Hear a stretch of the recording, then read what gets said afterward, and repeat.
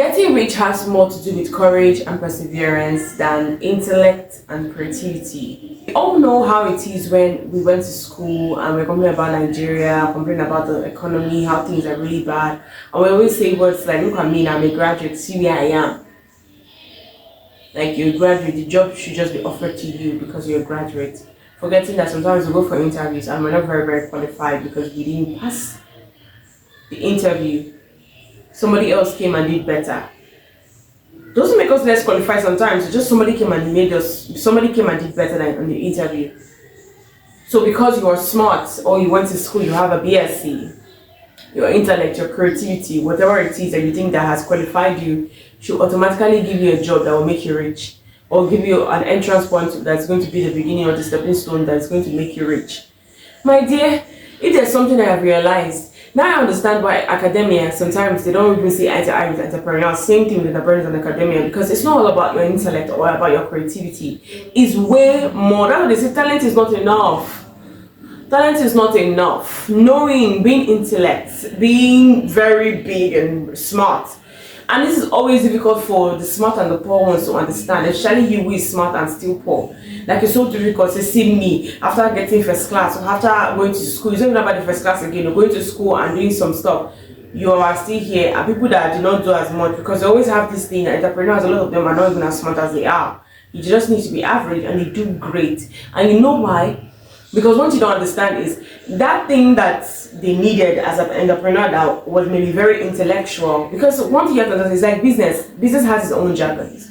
And you being average, sometimes you don't even know the jargons, but you're willing to learn. You persevere to go. When you get to that point, it's like this place is hard. I will pass it. I will move past it. And that's the thing. It's like they are dogged. They have grit. They have courage. They have, I don't know what to say. It's like so it's a stubbornness. They said, I will move past it. They're not here to come and look at it and be like, oh, I don't understand what this thing is, so I'm going to wait behind. Why there are some people who are very intellectual that they get to a point and be like, they feel insulted. They feel insulted for the kind of work that they're trying to give to them, to start small, to look stupid, to be. And one thing I've understood, to make it in this life, you have to be cringe. Like you have to look stupid. You have to, oh God. You know that it is staying your white. You go stay your white. It's not pleasant at all. It's not beautiful. And that's why I always talk about doing the hard things, because you see, when you get to that hard place is never beautiful. It's never nice. It's never sweet. It's never a good feeling. It never looks good when it comes to appearance. You'll be ashamed. You start to think, what will people say? My friends, my family, them having opinions. My dear, in as much as your friends and your family have good intention towards you, they love you, they care about you, my dear, sometimes the advice you're doing is good, but it's not for you. Like I always say, the fact is always, like I always say, the fact is different from the truth. Know your own truth, because somebody advising you something that is a fact, that is workable generally, doesn't mean that is where your situation, that is the truth you want at that particular situation. What do I mean by this is, it's like those people advising you now, they never make the kind of money that you want to make. Sometimes their dreams are not even as big as yours. Trust me. Sometimes it's not as big as yours, because when you have a conversation with them, you just see how sometimes they pipe down. They always come with the negative vibe. But you know,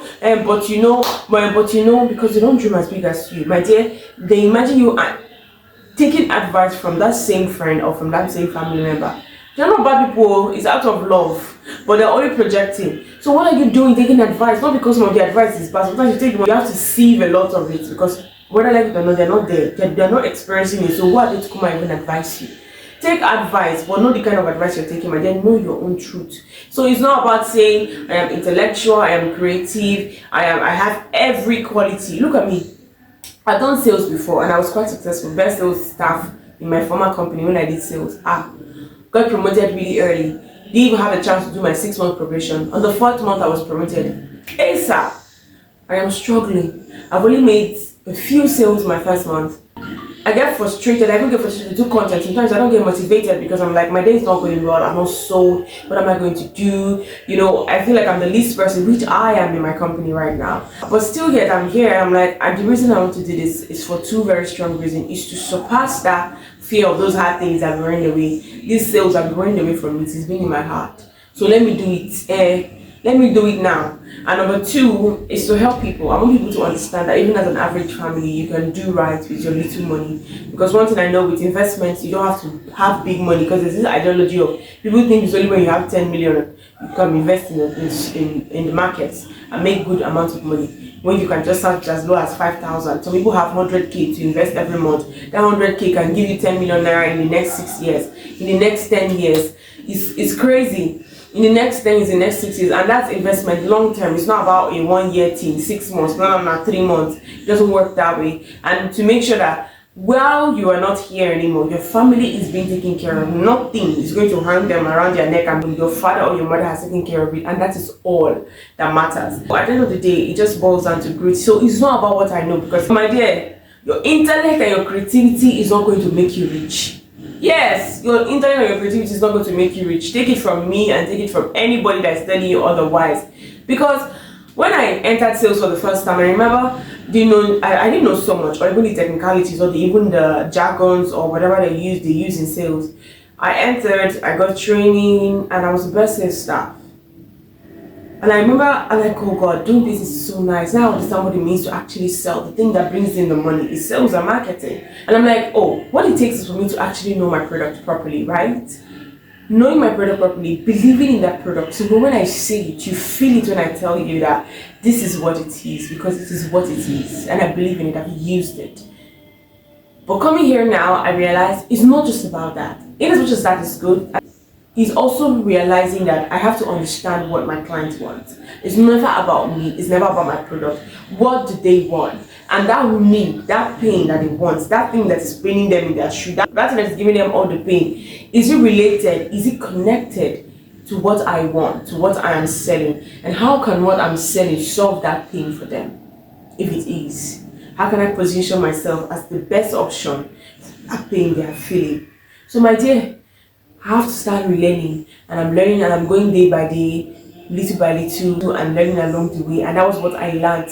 So it's not about, oh, I'm not even an expert, I'm still learning, I'm still trying, and every day I'm going to come here and share my experiences. So it's not about I know this, I know that. So sometimes when you come, you have that mentality that you know it all, you're going to just do it. It doesn't work, my dear. It doesn't work. Sometimes it creates more problem for you. It creates more problem for you. It's like, me that know all this things, after everything I know, you come bless. It's not like I'm not selling. You start to look down on your colleagues and be like, this one is not up to par. So that's not up to my level, or it's not up to my intellect, and it's doing better. You begin to wonder what the person is doing. And before you know, you're giving yourself ideas of what the person is not doing. So my dear, work hard. It's about grit, courage, perseverance, and you know now, that's the only way you can make money. It's not just about your intelligence and the rest of them. Intelligence, it comes in. It's not because it doesn't come in handy, it comes in handy.